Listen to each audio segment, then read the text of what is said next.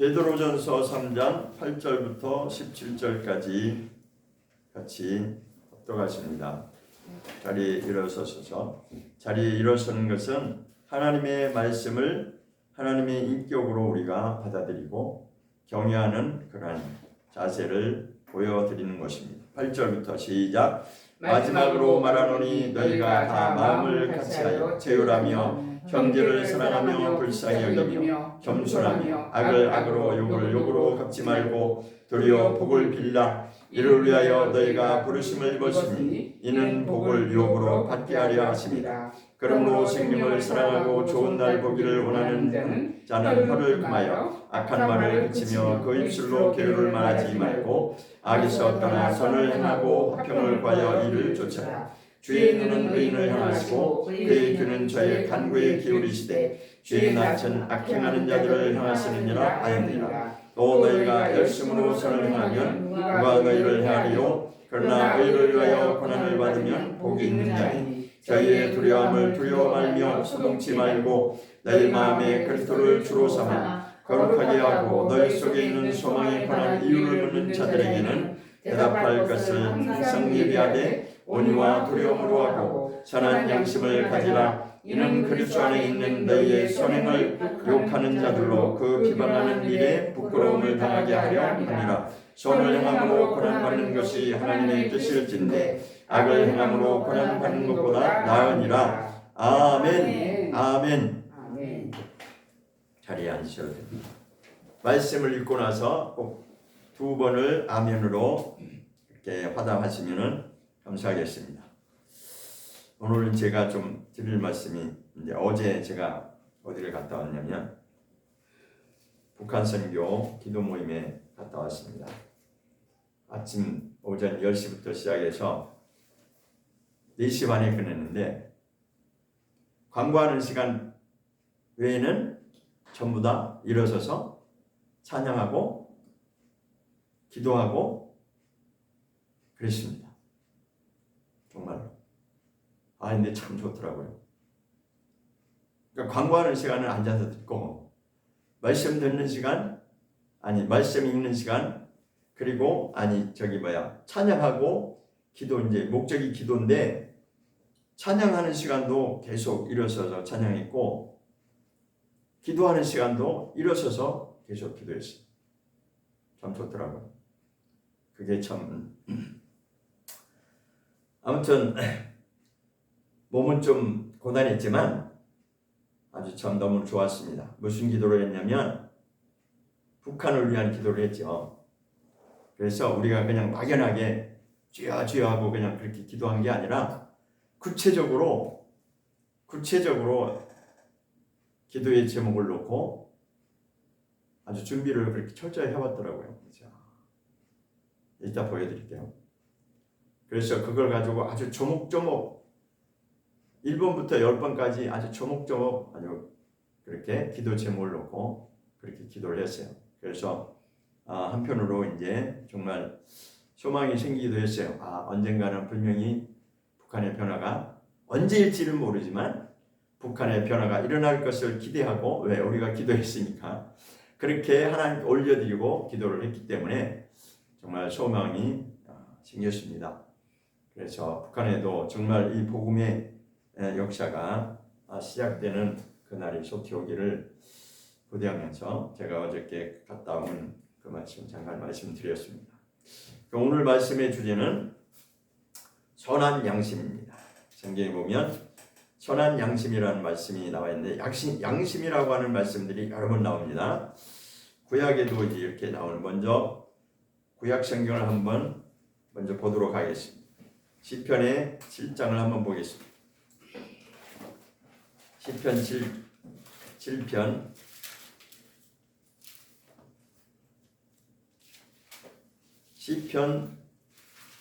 7장 9절입니다. 시편 7장 9절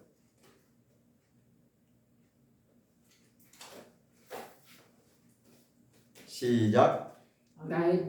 악인의 악을 끊고 의인을 세우소서. 의로우신 하나님이 사람의 심장을 감찰하시나이다. 여기 양심이라는 말이 있어요, 없어요? 없죠. 여기는 없어요. 근데 다른 성경에 양심이라고 번역된 것이 뭐냐면 심장. 그러니까 심장이 바로 다른 말로 하면 양심입니다. 양심. 그러니까 심장은 여기 우리가 말하는 이 심장 있죠. 이 심장하고 이 장부까지 다 포함해서 말하는 겁니다. 장부. 그래서 성경에 보면 심장과 폐부를 살핀다고 하는 그런 말씀이 있죠. 그게 이제 심장뿐만 아니라 장부까지 다 포함해서 말하는데 이것이 이제 다른 말로 하면은 개역개정에는 양심이라고 이렇게 번역이 되어 있어요. 근데 우리 한글 개역성경에는 심장으로 되어 있는데 개역개정에는 양심으로 되어 있습니다. 그래서 그러니까 마음과 양심, 그러니까 개역개정판에서는 마음과 양심으로 이렇게 번역이 되어 있어요. 그러니까 참조하시면 되고 심장을 감찰하시나이다. 이것이 바로 하나님께서 우리의 마음과 양심을 감찰하신다는 거죠. 다 꿰뚫어 보고 계시다는 거죠. 중심을 보신다는 말이 그 말씀입니다. 우리가 어떤 마음을 어떤 생각을 하고 있는지조차도 아주 요즘에 뭐 엑스레이보다 더 난 게 CT, 그 다음에 CT보다 더 난 게 MRI 그렇게 막 더 들어가잖아요, 그죠? 그러니까 MRI 찍는 목적이 뭐예요? 속에 있는 것을 자세히 들여다보기 위해서. 왜냐하면 엑스레이 찍으면 그냥 큰 것만 대충 나오고 그러잖아요, 그죠? 세밀하게 안 나오니까. 그냥 더 세밀하게 들어가는 것이 뭐 CT 촬영에다 MRI에다 이렇게 들어가는 것처럼 하나님은 뭐 그런 게 필요 없죠. 하나님은 우리의 중심을 다 알고 꿰뚫어 보시는 하나님이시기 때문에 이게 그 말씀이에요. 심장을 감찰하신다는 것이 바로 그 뜻인데 다른 말로 하면 하나님이 우리의 마음과 양심을 다 알고 계시다. 그럼 시편 16장을 한번 보겠습니다. 시편 16장 7절을 보겠습니다. 시편 16편 7절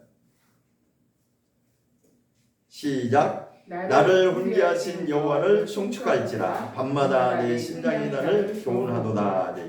여기도 양심이라는 말이 표현되어 있지 않지만 다른 성경에는 심장이라는 말이 내 양심이라고 이렇게 번역이 되어 있습니다. 그러니까 원어에도 보면 그런 뜻을 가지고 있어요. 마음이라고 하는 그런 뜻을 가지고 있어요. 또 어떤 한편으로는 콩팥, 제가 오늘 원어를 찾아보니까 오늘 아침에 이게 찾아보니까 콩팥이라고도 되어 있어요. 콩팥이 뭐죠? 신장이잖아요. 완전 신장. 그러니까 심장이 있고 저를 보세요. 심장, 여기 가슴에 있는 심장이 있고 여기 밑에 부분에는 신장 콩팥이 있죠. 콩팥이 하는 역할이 뭐예요? 우리 혈액순환에서 남은 불순물을 걸러내는 그 역할을 하는 게 심장이죠. 콩팥이 이렇게 쌍으로 콩처럼 강낭콩처럼 생겼다고 해서 콩팥이라고 이렇게 이름을 진 것 같은데 강낭콩이 좀 크잖아요. 일반 콩보다 이렇게 생겼잖아요, 그죠? 그 두 개로 이렇게 모양이 되어 있는데 그 신장 콩팥이 하는 역할이 뭐냐면 우리 온 몸에 혈류가 돌고 있는 가운데 그 혈액순환에서 나머지 불순물을 걸러내는 여과기 역할을 하는 게 신장이에요. 그러니까 콩팥이 망가지면 나중에 뭘 해요? 투석을 한다고 하잖아요. 그죠? 그래서 콩팥이 망가진 사람이 투석을 하는 거예요. 왜냐하면 피를 걸러내야 돼. 깨끗이 이렇게 말하자면 청소를 하는 거죠. 혈관을. 근데 안 하면 이게 이제 탁해져, 혈액이 탁해져가지고 막 막히는 일이 생기고 뭐 터지는 일이 생기겠죠. 어쨌든 그러니까 신장 콩팥이라고 하는 것은 우리 온 몸을 말하자면 정결하게 하는 그런 역할을 하는 거예요. 그죠? 굉장히 중요한 역할을 하는 거죠.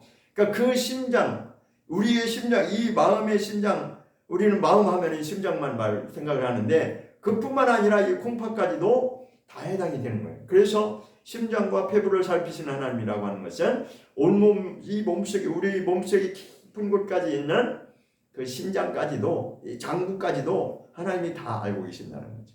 그러면 우리의 양심이라고 하는 것이 이것이 연관된다라고 하는 그런 의미가 있습니다. 시편 26편을 한번 더 보겠습니다.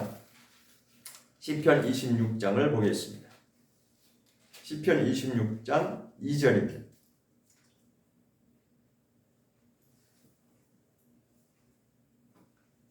시작. 여호와여 나를 살피시고 시험하사 내 뜻과 내 마음을 단련하소서. 다시 한번 읽어보면 여호와여 나를 살피시고 시험하사 내 뜻과 내 마음을 단련하소서.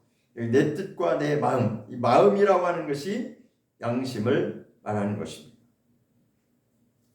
그렇게 이제 찾아봤는데 이것이 이제 신약에서도 그대로 이제 적용이 되는 것입니다. 사도행전 23장을 보겠습니다. 사도행전 23장 1절입니다.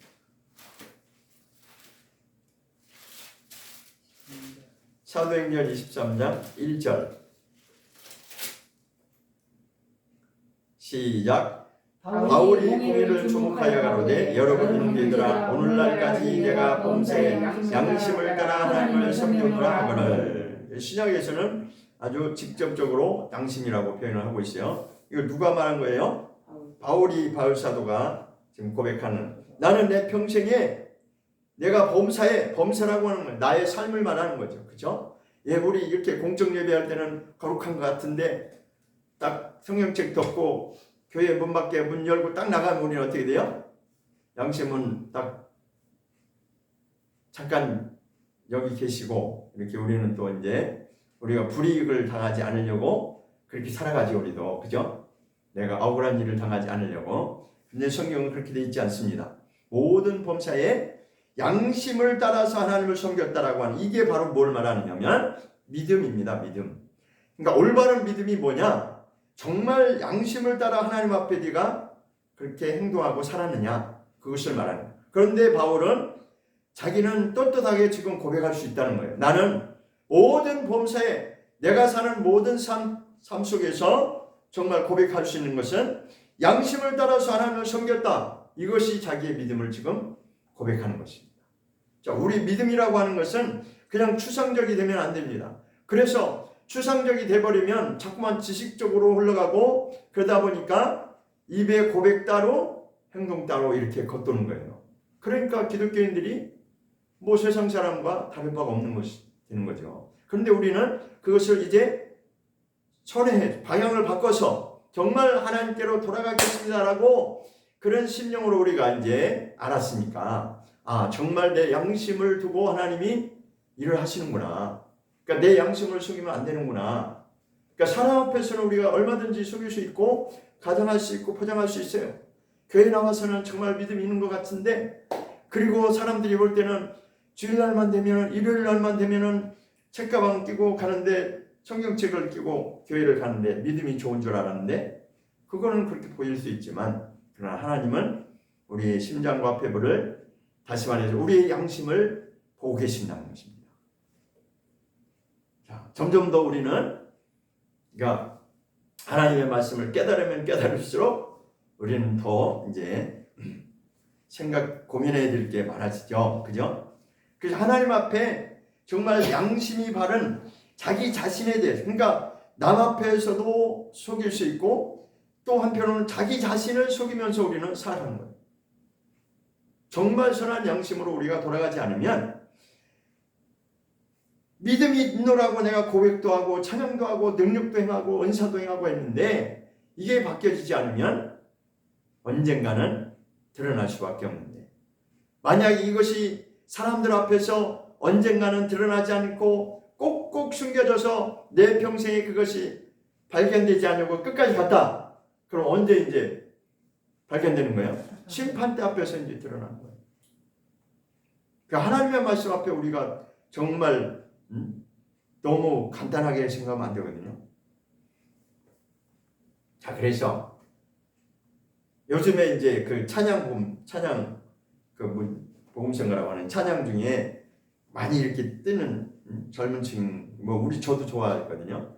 그 찬양 제목 중에 하나가 뭐냐면, 그 독일에서 아주 신실한 신학자이면서 목회자였던 누구죠? 보네포.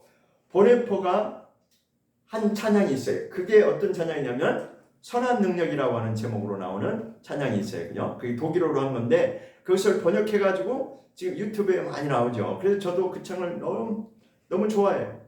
근데 가만히 오늘 아침에 생각을 해보니까 선한 능력이 곧 그게 믿음을 말하는구나. 선한 능력이 곧 선한 양심으로 이기는 것을 말하는구나. 딱 그게 이제 이게 매치가 되더라고요. 그러니까 선한 능력이라고 하면 뭐 남을 어떻게 하고 싸워가지고 이거 그런 개념이 아니에요. 그게 어디서 나온 찬양이냐면 그러니까 보네포가 고백한 그 가사 내용을 곡을 붙여서 이제 찬양이 된 거죠.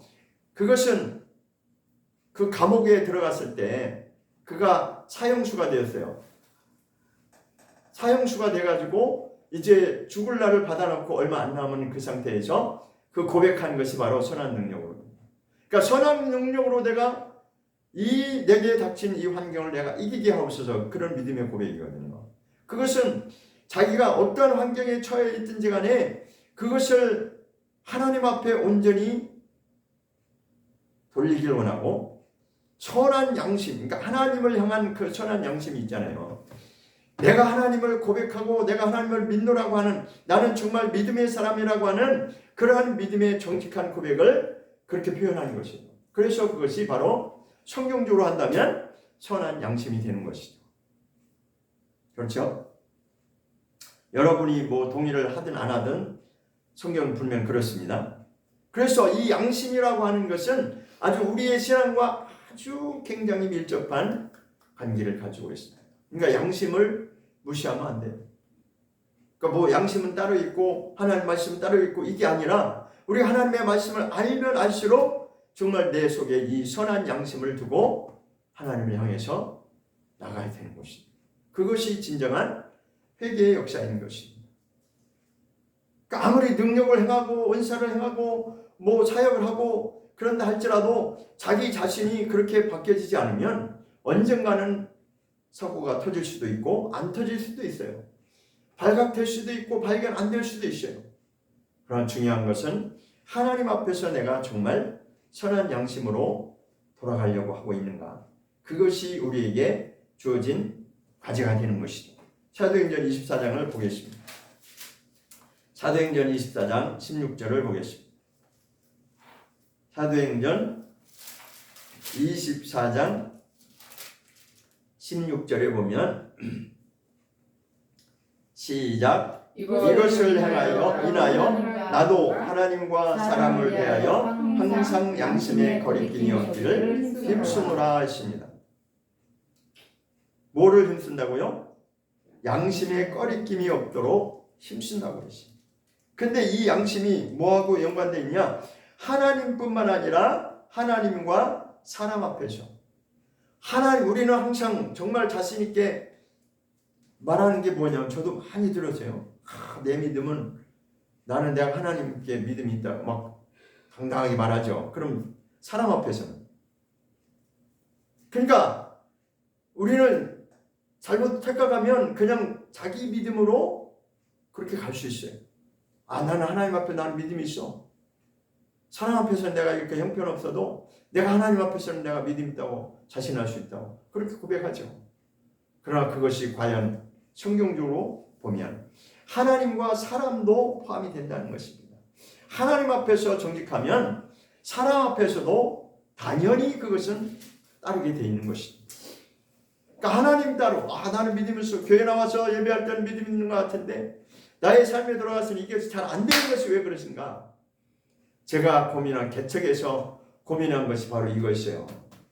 믿음이 있다라고 하고 특별한 믿음이라고 그렇게 아주 열심히 특심인데 왜 인간이 안 바뀔까? 저는 그게 항상 궁금했어요. 저를 포함해서. 이거 왜 안 바뀔까?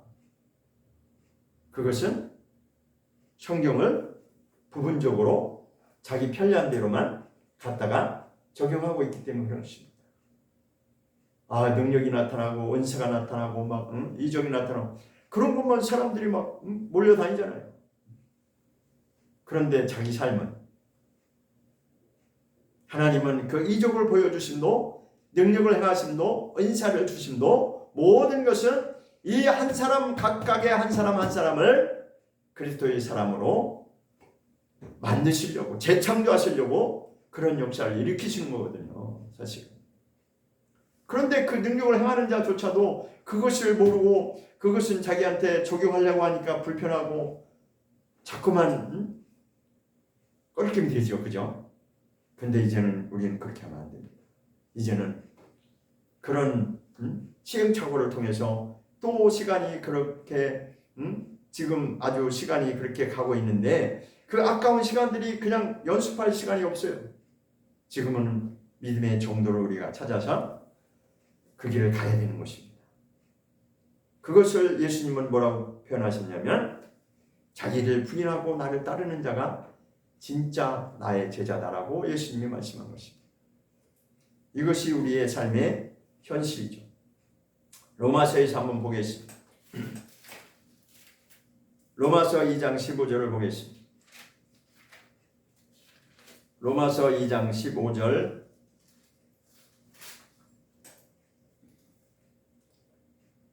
로마서 2장 15절입니다. 시작. 이런 이들은 그 양심이 증거가 되어 그 생각들이 서로 혹은 송사하며 혹은 변명하여 그 마음에 새긴 율법의 행위를 나타내느니라. 자, 로마서는 이 말씀을 우리가 정말 중요하게 합니다. 로마서는 구약의 기록인 것인가요? 아니면 발음도 안 나와요. 구약인가요? 신약인가요? 로마서요? 네. 지금 피해가고 싶어서 거꾸로 말씀하시는 거예요. 신약이죠. 그렇죠? 지금 바울이 지금 우리 믿음의 사람들한테 직격탄을 날리는 거예요. 뭐라고 말하고 있냐면 이런 사람들은 그 양심이 증거가 된다.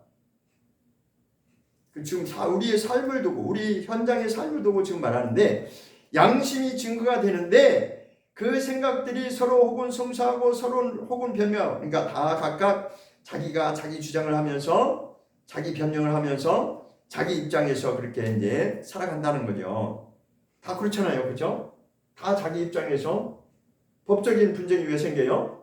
다 서로가 자기 입장이 있거든. 나는 이게 옳다고 생각하고 저 사람 때문이야. 이렇게 이제 그게 분쟁이 생겨가지고 법적인 투쟁까지 가는데 자, 여기서 지금 서로 혹은 송사하고 서로 변명하는 서로가 이제 분쟁이 일어날 수 있는데 그 마음에 생긴 율법의 행위를 그들 스스로가 그들의 양심이 지금 다 드러나고 있다는 것입니다. 그러니까 양심은 구약은 아니고 신약만 있는 것도 아니고 신약은 아니고 구약만 있는 것도 아니고 구약과 신약 동일하게 똑같이 적용되는 것입니다. 그리고 율법이라고 하는 것도 구약만 있고 신약, 사람들이 항상 아주 그럴듯하게 논리를 펴나가는데 율법과 복음을 설명하면서 율법은 구약시대야. 그렇기 때문에 오늘 신약시대는 우리는 복음만 믿으면 돼. 이렇게 말한 그런 잘못 알고 있는 것입니다. 하나만 알고 둘을 이해를 제대로 못하는 것입니다. 하나님의 말씀은 그때나 지금이나 구약이나 신약이나 변한 적이 없어요. 그럼 또 이렇게 언제 행위로 구원받는다고 했냐? 믿음으로 구원받는 항상 그거 들고 나오죠. 그것도 역시 반쪽짜리만 알고 있는 것입니다. 그렇죠. 믿음으로 우리가 구원받죠. 그런데 정말 믿음이 올바른 사람, 정말 신앙 양심을 두고 믿음의 선한 양심이 있는 자는 그 행동이 바뀌게 돼 있어요. 그런데 중요한 건 뭐냐? 그럼 우리 힘으로 안 되기 때문에 나의 힘으로 되지 않기 때문에 철저하게 하나님을 의지할 수밖에 없다라는 결론이 나오는 거죠. 그래서 성령으로 침례받는다는 그 말씀이 아주 중요한 것입니다. 예수님이 말씀하셨죠. 물과 성령으로 구원받는다고 그랬어요.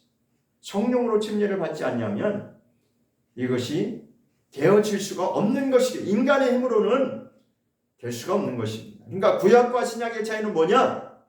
구약은 짐승인 피로 제사를 드리면서 끊임없이 하나님께 용서를 구하면서 자기의 의지적인 행위로 율법을 지키려고 노력했던 시간들이 구약의 그 많은 세월들이었어요. 그러나 하나님 뭐라고 말씀?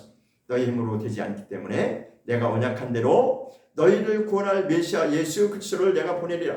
그가 오셔서 이 일을 이루리라 라고 말씀하신 것입니다. 그렇습니다. 예수님이 오셔서 우리의 죄값을 대신 담당하시고 그 일을 이루어 놓으셨어요. 그것을 예수님이 고백하셨습니다. 요한복음 19장 30절에 다 이루었다라고 하셨죠. 예수님은 하나님의 뜻을 다 이루었다고 고백하셨어요. 그런데 그 다음에는 예수님이 뭐라고 말씀하셨어요? 내가 너희와 함께 있는 것보다 내가 너희를 떠나간 저 하늘 아버지 하나님께로 가는 것이 너희에게 유익하다 그랬어요. 왜? 왜 그래요? 지금 한 단계가 더 남아있는 거예요. 하나님은 뜻을 세우시고 그 일을 아들 예수 그리스도를 통해서 실상으로 보여주셨지만 그것을 확증하는 것이 남아있기 때문에 예수님이 가신 다음에 성령님이 오셔서 그것을 확실하게 이것이다라고 증거해 주신 이가 바로 성령님이시거든요. 그래서 성령님을 받아야만이 확실하게 이제는 구원의 길로 가는 것입니다. 그래서 그것이 바로 물과 성령으로 구원받는 것이고 성령으로 바로 침례의 과정을 겪는 것이 바로 우리의 인생인 것입니다. 그것을 이제 오늘 제가 이 다른 말씀으로 다른 각도에서 이제 양심이라고 하는 이 말씀을 통해서 풀고자 하는 것입니다. 자, 로마서 9장을 한번 보겠습니다. 로마서 9장. 로마서 9장 1절에 보면 또 바울의 이런 말씀이 고백되고 있습니다. 시작. 내가 그리스도 안에서 참말을 하고 거짓말을 아니하노라. 내게 큰 근심이 있는 것과 마음에 그치지 않는 고통이 있는 것을 내 양심이 성령 안에서 나로 더불어 증가하노니. 다시 한번 읽겠습니다. 내가 그리스도 안에서 참말을 하고 거짓말을 아니하노라. 내게 큰 근심이 있는 것과 마음에 그치지 않는 고통이 있는 것을 내 양심이 성령 안에서 나로 더불어 증가한다 라고 말씀하고 있습니다. 나는 지금 정말 나는 거짓말하지 않고 진실을 말하고 있는데 이것은 내 양심이 나로 더불어 증가한다. 그런데 그 앞에 뭐라고 되어 있어요? 성령 안에서라고 되어 있습니다. 그러면 이 양심과 성령님이 함께 연관이 되는 거죠. 그죠? 양심이 살아있어야 성령님도 나를 이끌어 가시는 거예요. 그러니까 어느 순간에 내가 착각하고 나는 된 줄로 착각하고 내 양심에 무뎌지거나 아니면 양심을 속이거나 그러면 무슨 일이 벌어져요? 이제 거짓이 자기가 말하는 것이 거짓말이 돼버리는 거예요. 위선자가 된다고요. 외식하는 자가 된다고요.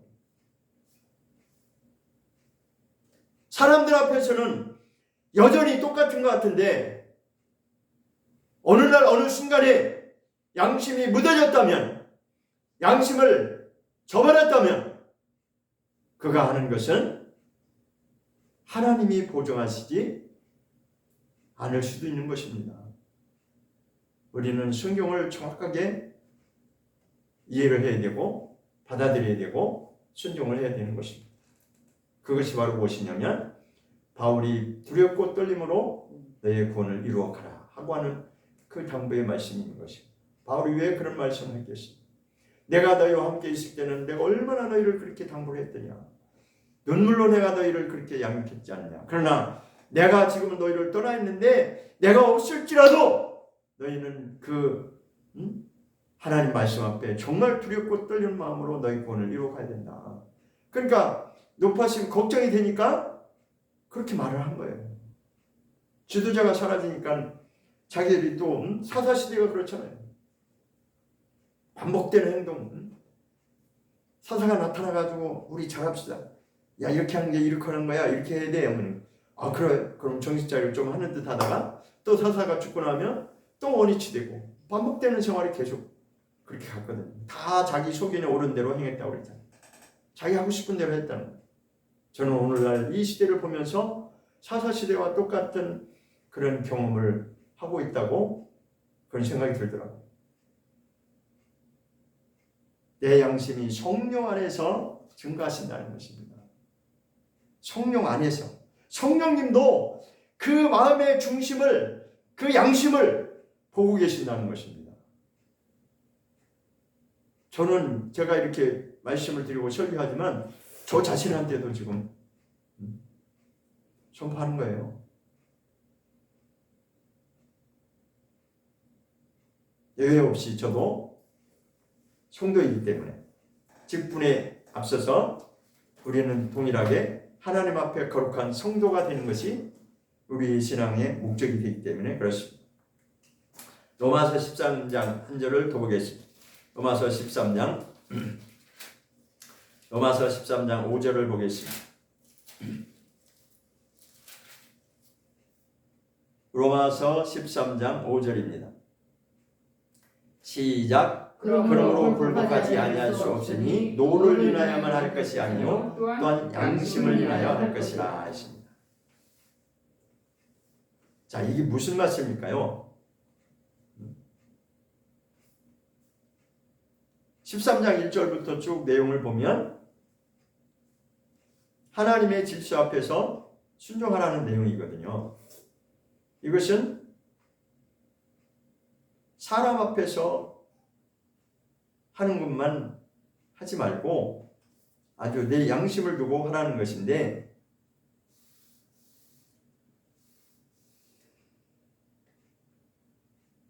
그러니까 우리는 정말 이 선을 행하는 것이 정말 쉽지 않습니다. 이때 뒷부분에 나오겠지만,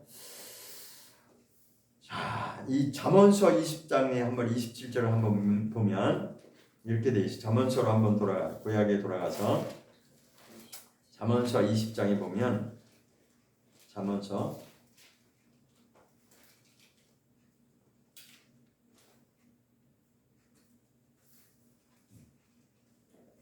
20장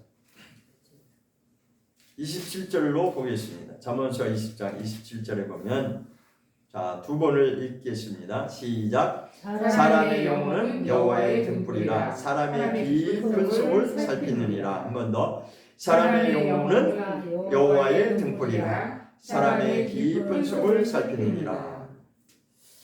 자, 이 말씀은 제가 예전부터 익히 보았던 말씀인데, 제가 이 말씀을 찾으면서 막 이렇게 넘어가는데 언뜻 제 눈에 딱 들어오는 게 있더라고요.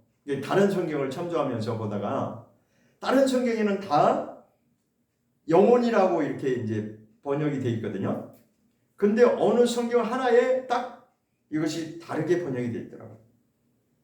제가 읽어드릴게요. 어떻게 되어 있냐면, 사람의 양심은 여호와의 등불이라, 이렇게 번역된 성경이 딱 하나가 있더라고요. 그래서 제가 눈이 번쩍 떼가지고 다시 한번 확인해가지고 이게 뭐지? 그럼 뭐예요? 사람의 영혼과 양심이 어떠한 관계가, 아주 굉장히 중요한 관계가 있다는 거죠. 그죠? 그러니까 양심이 영혼과 관계된다는 거예요. 그러니까 사람의 영혼은 양심을 무시하고는 안 돼. 이 말씀의 뜻은 뭐예요? 하나님이 사람을 감찰하시는 그 장착이 되어 있는 게 바로 영혼이라고. 우리는 다 영혼을 알고 있죠. 그죠? 영적하고 뭐 다 알고 있어요. 그런데 그 영혼이라고 하는 것이 하나님이 우리를 살피시는, 그러니까 여호와의 등불이라는 건 뭐예요? 저는 이제 시골에 살아서 이제 아는데, 우리는 전기가 들어오기 직전까지 70년도에 그때 들어왔어요. 전기 70년도에 들어왔는데, 그 전기가 딱 불이 켜지기 직전까지만 해도 뭘 썼냐면 등불을 썼어요. 등잔에다가 석유를 딱 따라다가고 불을 심지에다가 딱 불을 켜면 이렇게, 그게 등불이었어요. 그래서 밤에도 그 등불 들고 다니면서 이렇게, 그 등불이라는 게 빛을 밝혀서 환하게 보게 하는 거죠. 그러면 하나님의 등불, 그러니까 여호와의 등불이 어디에 지금 장착되어 있는 거예요? 네, 사람의 영혼에. 여기 우리 한글 성경대로 하면 사람의 영혼은 하나님이 우리를 지켜보시는, 감찰하시는 영혼인데, 그런데 다른 그 어떤 성경에 보니까 이것이 양심으로 되어 있더라고요. 야, 그러면 이 양심과 영혼은 뗄래야 뗄 수 없는, 아주 그냥 똑같다고 봐도 다름이 없어요. 그러니까 우리 맨날 뭐 영혼이 어쩌고 그러니까 양심 팔아먹으면 그 가짜가 되는 거예요. 진짜 무서운 말씀입니다. 특히 사역자들, 특히 은사 많이 행하는 사람들, 이 말씀을 정확하게 이해를 해야 돼요. 나는 은사가 나타나고 있어. 다른 사람한테 사역도 해주고 있어. 그런데 자기 양심이 빗나갔다면 어떻게 되겠어요? 거짓을 향하고 있는 가짜가 될 수 있는 거죠. 그죠? 제가 판단하는 문제는 아닙니다. 하나님이 그렇게 그 등불을 통해서, 그 양심을 통해서, 그러니까 우리는 하나님을 피할 수가 없는 거예요. 어느 곳에 있어도 하나님을 우리가 피할 수가 없습니다. 하나님은 다 그의 행동과 그의 생각까지도 얼마나 무슨 말씀이에요. 그러니까 점점 더 이게 행동 반경이 좁아질 수밖에 없는 거예요. 그러니까 이 신앙생활이, 그러니까 어떤 사람이 그러잖아요. 난 차라리 예수 안 믿었을 때가 좋았다라고 그렇게 말을 하잖아요. 왜 그래요? 점점 더 행동 반경이 막 말씀을 모르면 그런 것도 없어요. 말씀을 모르면 그냥 무식이 용감하다고, 그냥 자기 믿음이 그게 믿음이야. 열심 내고 하면은 그게 믿음이 좋은 거예요. 물론 열심도 필요해요. 열심을 내야 되고, 열심을 내라, 회개하라 그렇게 말씀하셨듯이 열심도 내야 되지만, 그냥 양심을 제껴놓고 그냥 자기 방식대로 자기 하고 싶은 대로, 그건 아니다 이거죠. 자, 그래서 이 양심이라고 하는 것이 바로 우리의 믿음을 정말 청결하게 견고하게 다져가는 그러한 과정 중에 핵심이 되는 것입니다. 그래서 성경은 양심을 그렇게 중요하게 다루고 있다고 하는 것을 우리가 다시 한번 돌아봐야 됩니다. 자, 그래서 이제 디모데로 가서 디모데전서 1장으로 한번 가보겠습니다. 디모데전서 1장입니다. 5절입니다. 디모데전서 1장 5절 시작. 경계의 목적은 청결한 마음과 선한 양심과 거짓이 없는 믿음으로 나는 사랑이거늘 했어요. 경계의 목적은 세 가지가 나왔죠. 그죠? 청결한 마음, 선한 양심, 거짓이 없는 믿음. 이게 다 같은 뜻이에요. 사실은 같은 흐름에서 같은 맥락을 말을 바꿔서 세 가지로 표현하는 것입니다. 그러니까 선한 양심을 청결한 마음이라고 말할 수도 있고, 그것이 곧 청결한 마음과 선한 양심을 가진 자가 거짓이 없는 믿음으로 나갈 수 있다는 것입니다. 그럼 반대로 양심이 삐뚤어지거나 잘못되면 어떻게 돼요?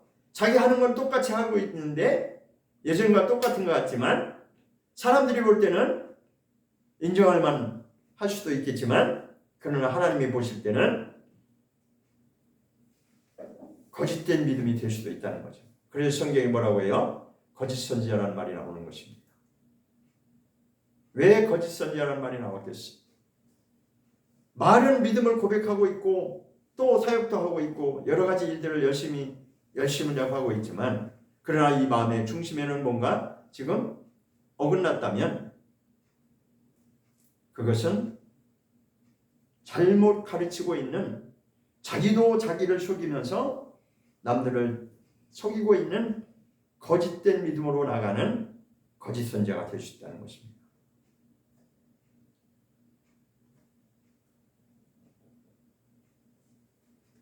선한 양심이 얼마나 중요한지 성경은 이제 다시 한번 디모데전서 1장 19절에 한번 또 보도록 하겠습니다. 디모데전서 1장 19절을 보겠습니다. 시작. 믿음과 착한 양심을 가지라. 어떤 이들이 양심을 버렸고 그 믿음에 관하여는 다 선하였느니라. 자, 제가 지금까지 설명한 그 부분을 여기서 딱 집약적으로 요약해서 말씀한 겁니다. 믿음뿐만 아니라 너희가 믿음이 있다라고 그렇게 당당하게 주장하는데, 믿음에 분명히 함께 해야 될 것이 있는데 그것이 무엇이냐면 착한 양심이 있어야 된다. 착한 양심을 가져라. 그럼 우리가 믿음을 끝까지 정말 이 믿음을 지켜나가는 데 뭐가 반드시 필요하다? 착한 양심, 선한 양심 같은 의미예요. 성경에 뭐 착한 양심이라고 표현하기도 하고 선한 양심이라고 하기도 하고 깨끗한 양심이라고 그렇게 이제 세 가지로 나오고 있습니다. 같은 뜻입니다.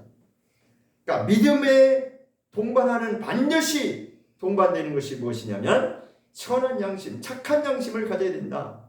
그런데 지금 반대에 왜 그것이 중요한지를 지금 설명하고 있는 것이에요. 반대로 어떤 사람들, 이런 사람들이 있다라는 걸 지금 설명하고 있는 거예요. 어떤 이런 사람들이 있는데 그들은 어떤 사람들이냐? 자기 양심을 버린 사람들이 있다. 그럼 그 자기 양심을 버린 사람은 어떻게 되냐? 그 결과가 믿음에 관하여는 파손했다라고 합니다. 믿음이 파손했다는 게 뭐예요? 그렇죠. 입으로는 믿음이라고 주장하지만 믿음이 있는 것 같지만 아니다는 거예요. 그의 믿음은 진짜가 아니라는 거죠. 가짜라는 거죠. 이 속에는 지금 문제가 생겼다는 거죠. 이런 고민을 저도 안 해봤고 저도 안 해봤어요. 근데 점점 더 이 말씀이 우리를 깨닫게 하는 것이죠. 보게 하는 것이고. 그래서 저는 요즘에도 이렇게 생활 속에서 언뜻 이게 그 뜻이구나라고 이렇게 막 생각나는 것들이 있어요. 그게 깨달아지는 거죠. 그냥 성경만 무조건 딜이 통독한다고 깨달아지는 게 아니라 정말 우리의 마음의 중심이 지금 어디를 향하고 있느냐에 따라서 이게 하나님이 열어주시는 게 다른. 그게 너무 감사하죠. 그러니까 세상의 때가 점점 더 빠져야 되는 거예요. 우리는 내 속에 이 장부에 깊숙이 숨어있는 나도 모르는 아주 이 깊숙이 내 속에 숨겨져 있는 그러한 것들이 자꾸만 벗어지고 버려지고 깨끗해져야 우리가 깨끗한 양심으로 바뀌어지는 겁니다. 부담스럽죠? 부담스럽습니다. 부담스러운 게 정상이에요. 그냥 룰루랄라하고 뭐 나는 잘하고 있어 이러면은 그게 더 심각한 거지. 부담스러우면 자기가 조심하게 돼 있고 돌아보게 돼 있고 고민하게 돼 있어요. 그러니까 성경에 이런 말씀 있잖아요. 고린도전서에 하나님의 뜻대로 하는 고민은 하나님의 뜻대로 하는 근심이라고 하는 게 나왔어요. 우리는 무조건 룰루랄라 하고 기뻐하라 하고 평안하다 하고 좋은 말만 하는데 분명히 하나님 뜻대로 하는 근심이 있어요. 그것은 어떤 결과를 낳는다? 구원에 이르는 그 길로 가게 한다는 것입니다. 고민도 하지 않고 그냥 룰루랄라 나는 아주 그러니까 세상 그냥 자기 잘난 맛에 살다 보면 이거 생각해 볼 겨를도 없죠. 그죠? 왜 나는 믿음이 있는데 나는 믿음이 있는데 그래서 내가 복음이라고 말할 수도 있습니다. 자기 방식대로 믿음이라는 남 앞에서 자기는 그냥 당당하게 그렇게 주장하고 말할 수도 있지만 그러나 하나님께서 나를 감찰하실 때는 내 장부를 꿰뚫어 보실 때 자기 믿음을 가지고 그렇게 믿음에 관해서 지금 속이 텅 빌 수도 있는 것이죠. 파손했다는 것은 지금 다 깨졌다는 거죠. 파손이라는 말이 배가 파손했다는 말을 하잖아요. 그 배가 파손하면 어때요? 그 안에 있는 내용물이 다 그냥 물로 잠겨버리거나 흘러가는 거죠. 그죠? 믿음이 파손된다면 그거는 뭐 그냥 아닌 거죠. 구원하고 직결되는 것인데. 그렇죠?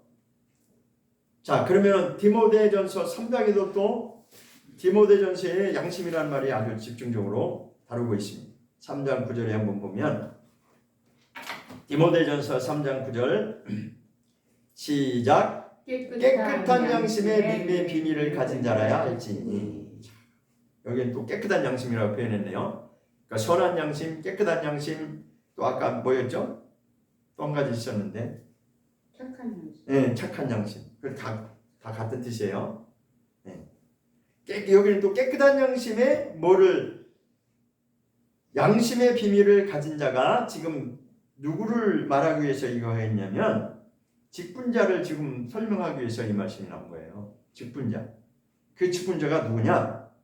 감독과 집사 직분을 여기서 설명하고 있어요. 감독은 누구를 말해요? 목회자를 말하는 것이죠. 인도자. 집사는 뭐 제가 설명 안 해도 알죠, 그죠? 그러니까 이런 자를 직분으로 세우라는 거예요. 깨끗한 양심의 소유자요, 그 믿음의 비밀이 뭔지를 똑바로 알고 있는 자를 직분자로 세우라. 자, 저도 예전에 그런 말이, 뭐 저는 제가 직접 직분을 세워본 적은 없기 때문에 직분을 세우는 날이 되고 그 다음에 되면 그 결과가 나오면 어떤 일이 생겨요? 막 시험에 드는 일들이 생기잖아요, 그죠? 왜 그래요? 아, 작년에 내가 집사했는데 올해는 직분이며 안 해. 그래서 막 삐져. 그럼 뭐야? 이게 자기 기준에서 그렇게 되는 거죠, 그죠? 속상하니까. 근데 여기 성경은 아주 분명하게 나와 있습니다.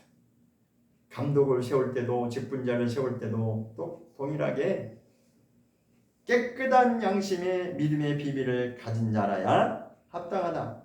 그래서 8절을 보니까 이와 같이 집사들도 단정하고 일구이연을 하지 아니하고 두말하지 아니하고 말이 바뀌지 아니하고 술에 임박이지 아니하고 더러운 일을 탐하지 아니하고 깨끗한 양심의 믿음의 비밀을 가진 자는, 조건이 단순하지가 않네요. 여기 보면 설명하는 것이 많습니다. 그죠? 근데 여기에 100% 합당한 100% 합당한 자가 과연 얼마나 될지 저를 포함해서 얼마 없습니다. 이 기준에 조건을 들이대면 100% 여기에 합당하다고 말할 수 없겠죠. 자, 그런데 이제 아주 더 무서운 말씀이 점점 더 세게 나갑니다. 디모데전서 4장 2절을 보면 더 아주 세게 나오고 있습니다. 4장 2절. 디모데전서 4장 2절입니다. 시작. 자기 양심이 하윤 맞아서 외식함으로 거짓말하는 자들이라. 자, 무슨 말씀이 나왔어요? 양심이 화인 맞는다는 말까지 나왔어요. 그죠? 양심이 화인 맞았다는 게 뭐예요? 양심이 이제는 아주 속이고 자기도 속이고 남도 속이고 그게 아주 습관화되고 이게 만성이 돼가지고 아예 이제는 감각이 없어요.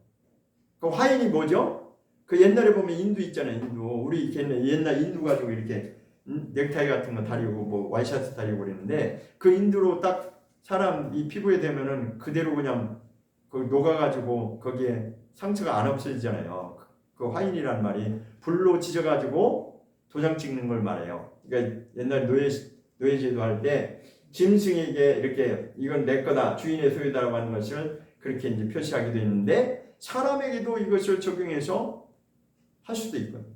하나님이 보실 때 너는 양심에 화인 맞았어. 이제는 돌이킬 수 없는 지경까지 갔다는 거예요. 회개할 기회조차도 없어졌다는 거예요. 얼마나 무슨 말씀입니까? 자, 그런데 1절에 보면 무슨 말씀을 하면서 지금 이 말씀이 나왔냐면 1절부터 보겠습니다. 1절 시작.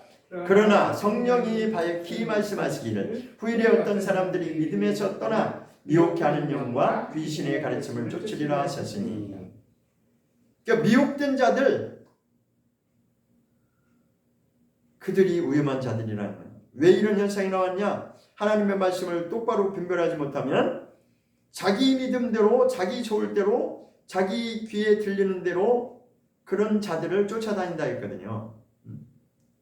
그런 스승을 둔다는 거예요. 그러니까 자기의 듣기에 좋은 말만 듣고 그렇게 따라다니는 자들은 믿음에서 떠나서 이제는 돌이킬 수도 없는, 그 미혹에서 다시 돌이킬 수 없는 귀신의 가르침을 쫓는 그런 자들이 있다는 거예요.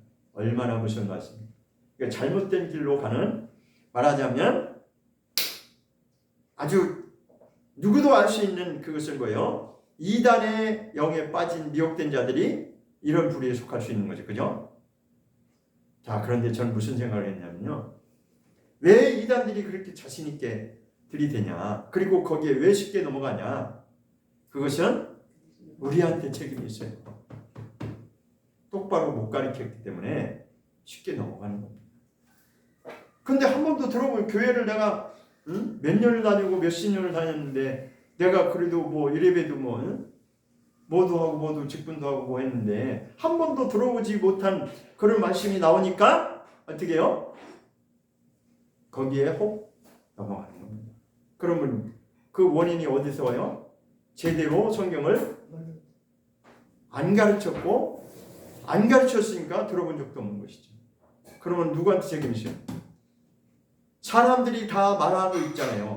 이단에 빠지지 말라. 이단에 빠지면 저거는 비정상, 그러니까 뭐라고 그러죠? 생각이 안 나네. 저기는 이단이가 잘못됐고 우리는 뭐예요? 정상적이고 뭐 정통이라고 뭐라 하잖아요. 그러니까 건전한 신앙생활을 잘하고 있다고 하면 과연 그럴까요? 그 이단에 빠지는 그 원인의 1차적인 원인이 사실은 제대로 못 가르치고 있다고 하는 그 원인이 거기도 있다라고 하는 것을 우리는 인정을 해야 됩니다. 저는 그렇게 생각해요.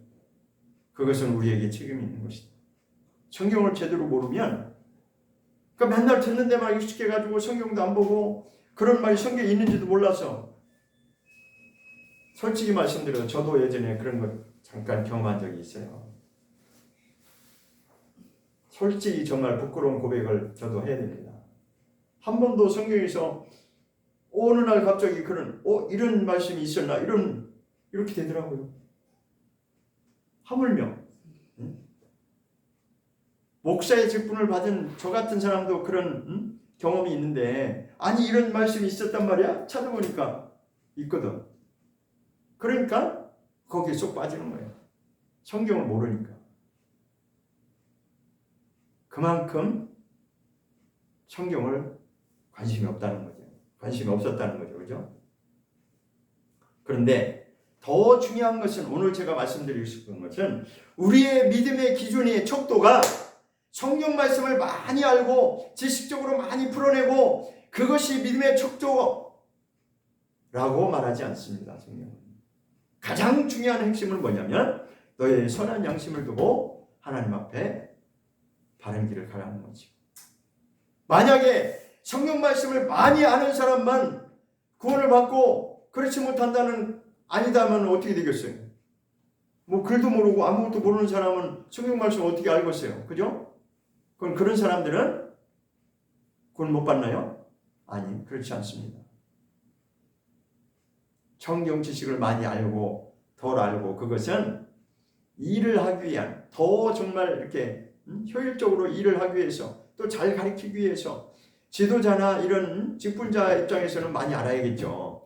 그러나 일본 성도 입장에서는 가장 중요한 것이 뭐냐면 양심이 더 중요하다는 거예요. 양심을 어디다 팔아버리면, 그러니까 믿음이 있노라면서 다른 행동이 나오면, 하나님의 말씀에 합당치 못한 행동들이 나오면 그거는 오해만 것입니다. 자기를 속이고 있는 것이에요.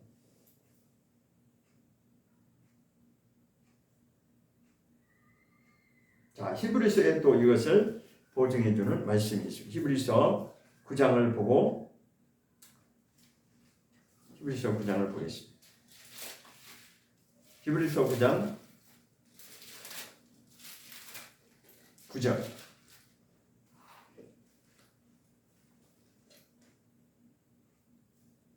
시작. 이 장막은 현재까지의 비운이 이에 의지하여 드리는 예물과 제사가 섬기는 자로 그 양심상으로 온전케 할 수 없나니. 이게 무슨 말씀이에요? 구약 시대의 제사 드리는 내용을 지금 설명하고 있는 거예요.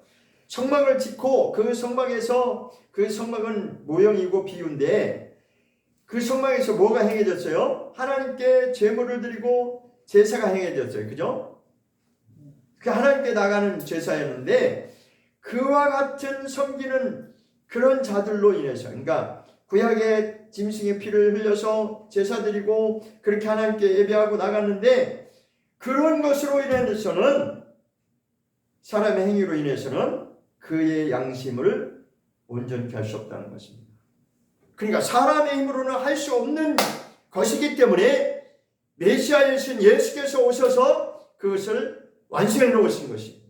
그러면 이제는 우리는 할 것이 없냐? 아니, 우리는 이제 예수님을 닮으려고 하는, 그러니까 예수님을 따라가려고 하는 그 선한 양심으로 하나님께 나가야 되는 것이 우리에게 남아있는 그러한 숙제인 것입니다.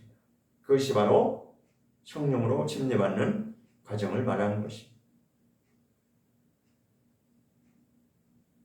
베드로전서 3장 21절로 마치겠습니다. 베드로전서 3장 다른 구절도 있는데 생략하고 베드로전서 3장 21절을 보겠습니다.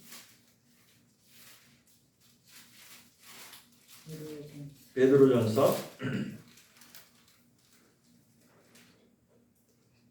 3장 21절 잘하는 말씀이죠. 이거는 한번 다시 보겠습니다. 시작. 무릇 예수 그리스도의 부활하심으로 말미암아 이제 너희를 구원하는 편이 곧 침례라 육체에 더러운 것을 제하여 버림이 아니요 오직 선한 양심이 하나님을 향하여 찾아가는 것이라 했습니다. 지금 침례에 대해서 설명하고 있는 것이에요. 여기서 핵심은 쭉 앞부분에 설명을 하고 그것은 구원하는 편인데 침례다. 그런데 그 침례가 뭐냐? 후반절에는 육체에 관한 것이 아니고 육체를 목욕하는 게 아니고 물속에 들어갔다 나오는 침례가 육체를 깨끗하게 하는 그런 의미가 아니고 오직 나의 선한 양심이 하나님을 향해서 나가는 것이다. 찾아가 하나님께 돌아가는 것이다. 근데 이것이 단번에 끝날까요?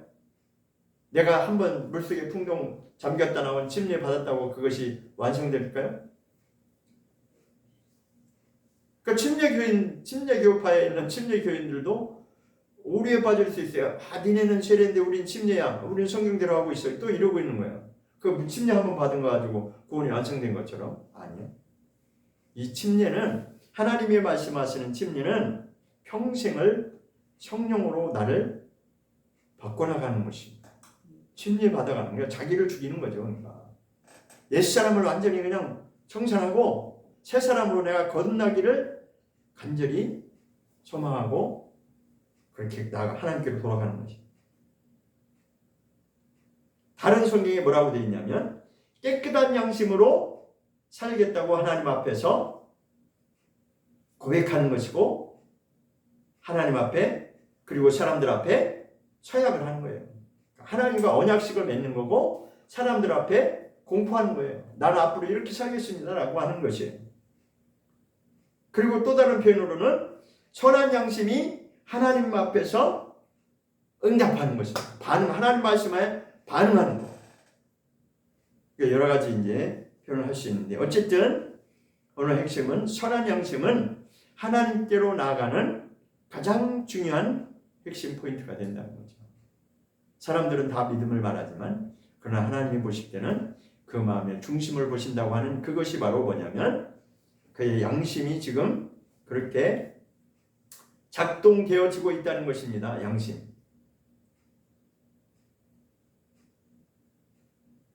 또 다른 말씀에 양심의 악을 깨닫고 이런 말씀이 나오잖아요. 그럼 뭐예요? 이 양심을 내가 어떻게 쓰느냐에 따라서 악한 자로 갈 수도 있고 선한 쪽으로 갈 수도 있다는 것입니다. 양면성이 있다는 거예요.